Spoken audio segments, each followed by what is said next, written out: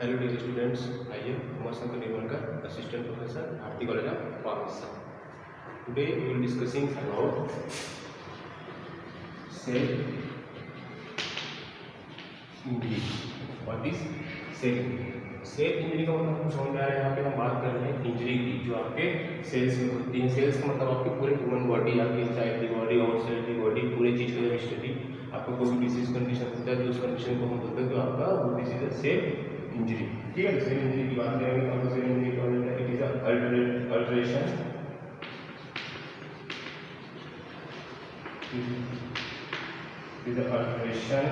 In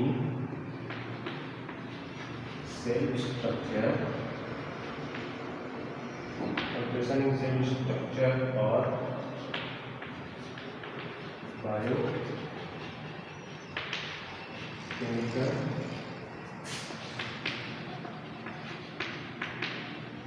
function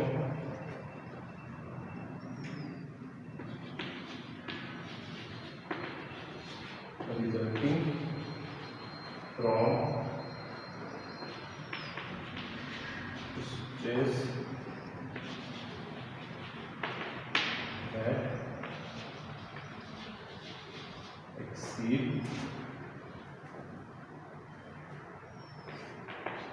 the ability of cell। ठीक है, cell injury क्या होता है? Alteration in cell structure. Alteration मतलब changes in cell structure, cell की स्ट्रक्चर में कोई भी चेंजेस या बायोकेमिकल फंक्शन। मतलब cell injury is alteration in cell structure और बायोकेमिकल फंक्शन। मतलब कोई ना कोई चेंजेस होगा कहाँ पे? स्ट्रक्चर में या तो उसके बायोकेमिकल फंक्शंस में। रिजल्टिंग फ्रॉम स्ट्रेस दैट, मतलब कोई स्ट्रेस के कारण क्या हो जाएगा? आपके जो सेल है उसका स्ट्रक्चर हो सकता है, उसका फंक्शन हो सकता है, दोनों चीजें आपकी क्या हो सकती है यहाँ पे चेंज हो सकती है। तो उसी चेंजेस को हम क्या बोल रहे हैं यहाँ पे? Cell injury. तो उस चेंजेस के कारण क्या हो सकता है कि आपका सेल स्ट्रेस के कारण क्या हो गया? आपका एक्सीड होना, मतलब बढ़ जाना, बहुत ज्यादा बढ़ जाना, द एबिलिटी ऑफ सेल। ठीक है, तो exceed the ability of cell, कोई स्ट्रेस के कारण जो आपके सेल की जो एबिलिटी होती है वो बहुत ज़्यादा बढ़ जाती है। ठीक है, एबिलिटी का मतलब यहाँ पे ये है कि आपके जो सेल का नॉर्मल फंक्शन है वो नॉर्मल फंक्शन से ज़्यादा वर्क करवाता है, जिसके कारण से उसका स्ट्रेस होता है। स्ट्रेस कुछ ज़्यादा वर्किंग के कारण उसके स्ट्रक्चर और उसके फंक्शन में जो चेंजेस होता है उसी को हम बोल रहे हैं यहाँ पे सेल इंजरी। ठीक है, तो ये आपका हो जाता है पार्ट ऑफ सेल इंजरी। तो सेल इंजरी क्या हो गया? आपका कोई भी स्टेज के कारण जो आपके सेल के फंक्शंस है उसमें अगर चेंजेस आ रहा है, जैसे स्ट्रक्चरल चेंजेस या फंक्शनल चेंजेस, उस कंडीशन को हम बोलते हैं यहाँ पे सेल इंजरी। ठीक है, तो सेल इंजरी आपके कई सारे कंडीशन होते हैं जो उसको आपके चेंजेस करते जाते हैं। ठीक है, तो आपके नॉर्मल जो कंडीशन है उसके अकॉर्डिंग उसको चेंज करते जाते हैं। तो इसमें हम देखते हैं कि आपके क्या क्या कंडीशन होते हैं। तो आपके कंडीशन की बात करेंगे तो इसमें क्या होता है? आपका बॉडी जो होता है आपका सेल इंजरी में होम्योस्टेसिस कंडीशन को मेंटेन करने की कोशिश करता है। ठीक है, होम्योस्टेसिस इज अ नॉर्मल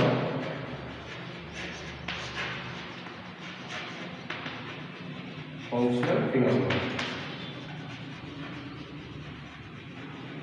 मतलब आपका बॉडी जब हर कंडीशन में नॉर्मल रहता है उस कंडीशन को हम बोलते हैं होम्योस्टेसिस। उसी चीज़ को मेंटेन करने के लिए होम्योस्टेसिस जब कब मेंटेन हुआ? जब आपका ये सब प्रोसेस नहीं हो, मतलब आपको होम्योस्टेसिस का मतलब आपको समझ में आ गया होगा कि कोई डिसीज आपको नहीं होता है, तब आपका कंडीशन होता है, बॉडी कंडीशन होता है homeostasis.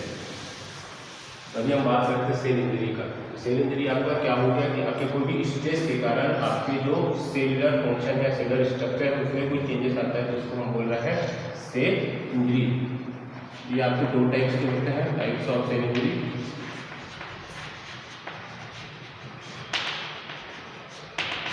Types of cell injury की बात करें तो आपके दो टाइप, एक होता है आपका रिवर्सिबल सेल इंजरी, दूसरा होता है आपका इरिवर्सिबल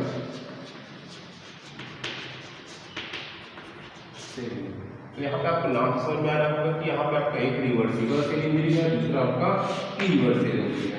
तो रिवर्सिबल का मतलब होता है कि वो होता है, उसके बाद वो अगर उसमें प्रॉपर कोई ट्रीटमेंट हो गया तो वो आपका रिवर्स हो जाता है।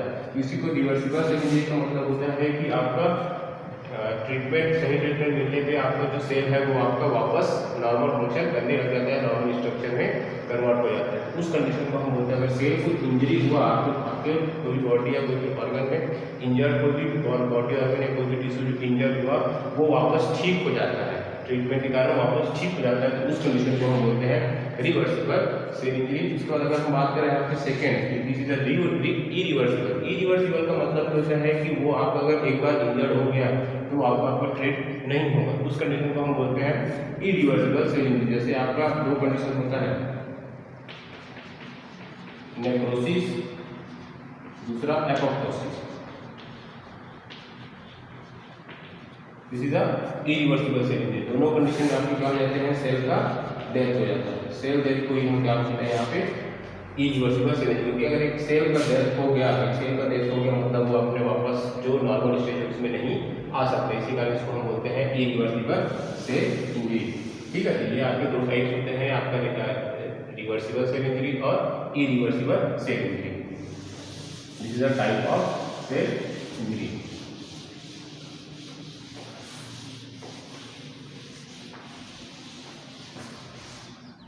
अब सेल इंजरी का इटियोलॉजी क्या होता है, इटियोलॉजी ऑफ सेल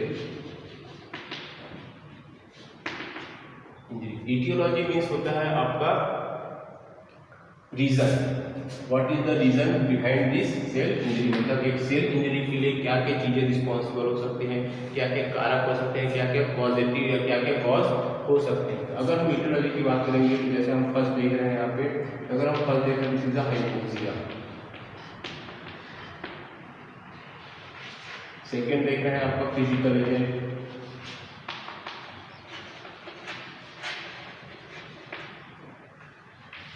थर्ड है आपका केमिकल एजेंट, फोर्थ है आपका माइक्रोबियल एजेंट। ठीक है, ये सारी कंडीशंस को अगर हम काउंट करते हैं तो आपका हो जाता है, जैसे आपके ये इसको हम नॉर्मल अगर मानते हैं तो आपको इटियोलॉजी हो सकता है।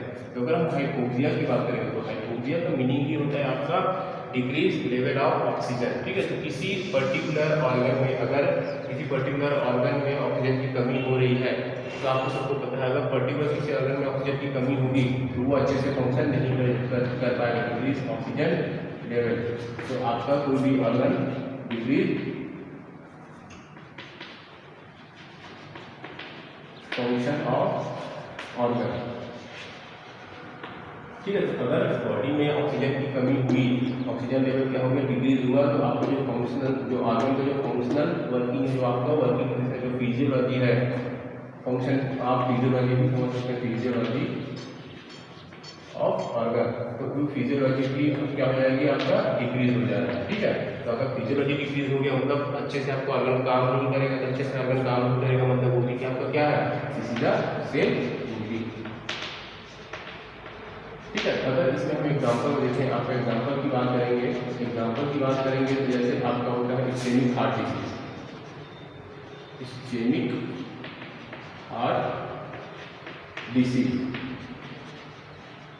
ठीक है, इस्केमिक हार्ट डिसीज में आपको इस्केमिया होता है। इस्केमिया मतलब आपके पर्टिकुलर हार्ट में, पर्टिकुलर हार्ट के किसी पर्टिकुलर, जैसे ये आपका सेल है, आपका ये भी आपके मेम्ब्रेन है, ये भी आपका सेल से बना है, टिश्यू से मिलके बना होता है। अगर उस प्रॉपर इसमें आपका ऑक्सीजन का सप्लाई डिक्रीज हो गया, ऑक्सीजन का सप्लाई डिक्रीज हो गया मतलब यहाँ पे ब्लड सप्लाई डिक्रीज हो गया है, तो ब्लड सप्लाई डिक्रीज हो, ऑक्सीजन सप्लाई डिक्रीज हो, जिसके कारण से अभी ये जो आपके हार्ट के जो आपके सेल्स हैं, हार्ट के जो आपके मसल्स हैं, जो आपके कार्डियक मसल्स हैं, वो अच्छे से फंक्शंस नहीं कर पाएंगे। अच्छे से फंक्शंस नहीं कर पाएंगे मतलब आपको ब्लड पंपिंग अच्छे से नहीं कर पाएंगे, तो अच्छे से फंक्शन नहीं कर पा रहे हैं मतलब इसमें क्या हो गया, इंजरी हो गया, इसमें कोई ना कोई डैमेज हो गया। उसी डैमेज को हम क्या बोलते हैं, सेल इंजरी।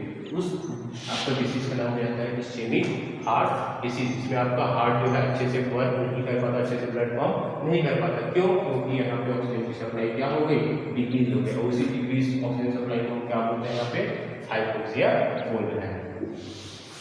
ठीक है, ये आपका हो गया hypoxia condition, hypoxia first aetiology of cell injury, क्योंकि आपको ऑक्सीजन कमी के कारण आपके सेल में इंजरी हो रही है, हाइपोक्सिया। दूसरा है फिजिकल एजेंट। फिजिकल एजेंट की बात करें तो फिजिकल एजेंट में जैसे आपका एक्सीडेंटल कंडीशन,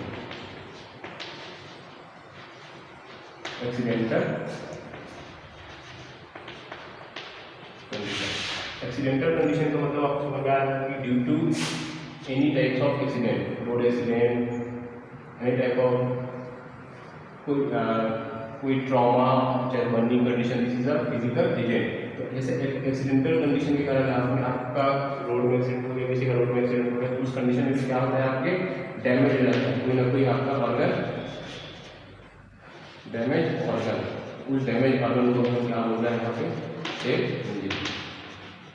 ठीक है, तो ये आपका फिजिकल एजेंट होगा। फिजिकल एजेंट मतलब आपका कोई भी एक्सीडेंट होने के कारण, कोई भी एक्सीडेंटल कंडीशन में जो आपके ऑर्गन में डैमेज होता है, उस डैमेज को हम बोल रहे हैं यहाँ पे फिजिकल एजेंट। ये भी आपका क्या हो गया, इटियोलॉजी हो गया सेल इंजरी का, मतलब ये भी एक रीजन हो गया, एक्सीडेंटल कंडीशन भी एक रीजन हो गया, जिसके कारण से हमको क्या हो रहा है, सेल इंजरी हो रहा है। इसको हम बोलते हैं फिजिकल एजेंट। देन हम बात करते हैं केमिकल एजेंट। तो केमिकल एजेंट की बात करें तो केमिकल एजेंट में आपको बहुत सारी चीजें होती हैं, जैसे आपका एसिड, केमिकल में आपका बफर, ठीक है, एसिड हो गया, आपका बफर हो गया केमिकल एजेंट में। और केमिकल एजेंट की बात करेंगे तो जैसे आपके पेस्टिसाइड्स, ठीक है, इसको हम ऑर्गेनोफॉस्फेट्स भी बोलते हैं, ऑर्गेनोफॉस्फेट्स।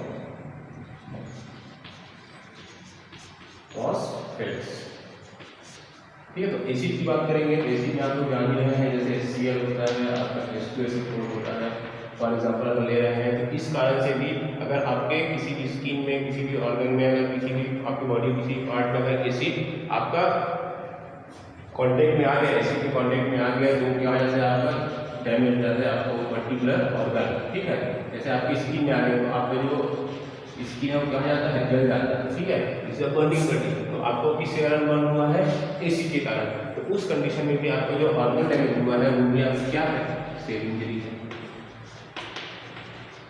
ठीक है, उसके बाद हम बात करें बफर। तो बफर में भी आपके कुछ ऐसे बफर्स होते हैं जो भी आपके ऑर्गन को डैमेज करते हैं, ऑर्गन डैमेज।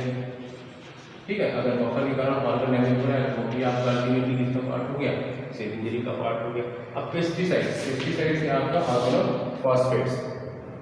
ऑर्गेनोफॉस्फेट्स में जैसे आपका एग्जांपल आता है, जैसे आपका एग्जांपल में बात करेंगे जैसे आपका जो आप फार्मिंग के लिए जो आपके जो इंसेक्टिसाइड्स हैं, तो आपको कीट मारने की दवाई है, आपको कुछ बीमारी हो गई, जैसे आपके फसल में कुछ बीमारी हो गई, उसको अगर आपको कील करने तो उसके लिए आप क्या करते हैं, ऑर्गेनोफॉस्फेट का यूज करते हैं। वो ऑर्गेनोफॉस्फेट अगर आपकी स्किन के कांटेक्ट में आ गया, ठीक है, आप जान रहे हो कि ऑर्गेनोफॉस्फेट का एज अ पॉइजन भी यूज किया जाता है जब सुसाइड कंडीशन होता है। तो वो सुसाइड कंडीशन में भी क्या हो रहा है, जब आप उसको एडमिनिस्टर कर रहे हैं तो आपके इनसाइड की बॉडी जाके क्या करे, वो आपके ऑर्गन को डैमेज करे, जिसके कारण से पर्सन का डेथ हो जाता है। तो वो डेथ जो है किसके कारण हो रहा है, क्योंकि आपके इंटरनल ऑर्गन में क्या हो रहा है, सेल इंजरी हो रहा है। तो वो कंडीशन में आपका ये आपका मोस्ट कंडीशन होता है ऑर्गेनोफॉस्फेट होता है सुसाइड कंडीशन के लिए। ठीक है, तो अगर वो नॉर्मल स्किन के कांटेक्ट में किया है तो भी वो कॉज करेगा स्किन डैमेज, जैसे में आपका स्किन डैमेज को हम क्या बोल रहे हैं यहाँ पे, सेल इंजरी हो रहा है। तो ये आपका केमिकल एजेंट हो गया एक, जो आपका अल्टीमेटली क्या कॉज कर रहा है, यहाँ पे सेल इंजरी कॉज कर रहा है। ये भी आपके पॉजिटिव एजेंट है। अगर हम यहाँ पे माइक्रोबियल एजेंट्स की बात करें तो माइक्रोबियल एजेंट्स के कारण आप जान रहे हैं कि बहुत सारे डिसीजेस होते हैं। तो माइक्रोबियल एजेंट्स में जैसे आपके माइक्रो ऑर्गेनिजम्स,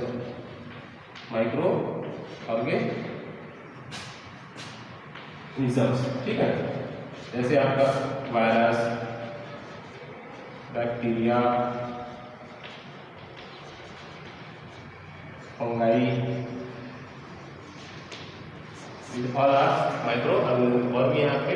ठीक है, ये वायरस के कारण जो आपकी बॉडी में अफेक्ट आता है, जो आपकी बॉडी में डिसीज होता है आपका, अगर वायरस किसी आपकी पर्टिकुलर किसी बॉडी ऑर्गन को इफेक्ट कर रहा है, जैसे अभी आपका ट्रेंड में चल रहा है आपका जैसे कोरोना वायरस। तो कोरोना क्या है, वायरस है जो आपके रेस्पिरेटरी ट्रैक्ट को क्या करता है, डैमेज करता है। तो वो डैमेज कर रहा है मतलब रेस्पिरेटरी ट्रैक्ट को डैमेज कर रहा है। तो रेस्पिरेटरी ट्रैक्ट को डैमेज कर रहा है, इसका मतलब क्या कर रहा है, वो सेल इंजरी कॉज कर रहा है। मतलब आपका रेस्पिरेटरी ट्रैक्ट क्या है, सेल से मिलकर बना है, तो उसमें अगर डैमेज हो रहा है तो वो भी आपका क्या है, अल्टीमेटली पार्ट है सेल इंजरी का। तो ये सारे आपके जो वायरस है, बैक्टीरिया है, माइक्रो ऑर्गेनिज्म है, ये सारे आपके जो कॉज कर रहे हैं ये भी आपका पॉजिटिव एजेंट है किसके लिए, सेल इंजरी के लिए। तो ये सारी चीज़ें आपकी, और इधर बहुत सारे पॉजिटिव एजेंट आपको मिल जाएंगे। तो ये आपका इंपॉर्टेंट है, hypoxia, physical agent, chemical agent, microbial agent, ये सारे आपके क्या है, एक इटियोलॉजिकल फिनोमिना है जो आपके सेल इंजरी कॉज करने के लिए रिस्पॉन्सिबल होता है। तो ये सारे चीज़ों के कारण आपको क्या होता है, सेल इंजरी होता है। ये आपके पॉजिटिव एजेंट्स हो गए, ठीक है। तो इसी को हम बोलते हैं इटियोलॉजी ऑफ सेल इंजरी। अब इसी इटियोलॉजी ऑफ सेल इंजरी में हम देखते हैं कि आपका इटियोलॉजी के बाद आपको मॉर्फोलॉजी भी आएगा, पैथोजेनेसिस भी आएगा। तो साथ में हम एक चीज देख लेते हैं यहाँ पर सेल इंजरी में फीडबैक मैकेनिज्म, ठीक है। तो सेल इंजरी में फीडबैक मैकेनिज्म देखेंगे तो आपका सेल इंजरी में ये आपका इटियोलॉजी कंप्लीट हुआ। Thank you.